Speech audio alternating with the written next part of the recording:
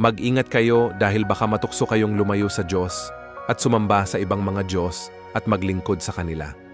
Kapag ginawa ninyo ito, magagalit ang Panginoon sa inyo at hindi na niya pauulanin at hindi na kayo makakapag-ani at sa huli ay mawawala kayo sa magandang lupain na ibibigay ng Panginoon sa inyo. Kaya panatilihin ninyo ang mga salita kong ito sa inyong puso't isipan. Italino ito sa mga braso ninyo at ilagay sa inyong noo bilang paalala sa inyo. Ituro ninyo ito sa inyong mga anak. Pag-usapan ninyo ito kapag naroon kayo sa inyong bahay at kapag naglalakad kayo, kapag nakahiga kayo, o kapag kayo'y babangon.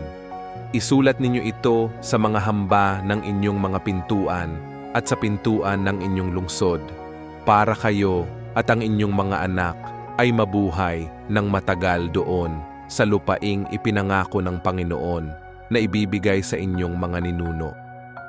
Maninirahan kayo rito hanggat may langit sa ibabaw ng mundo.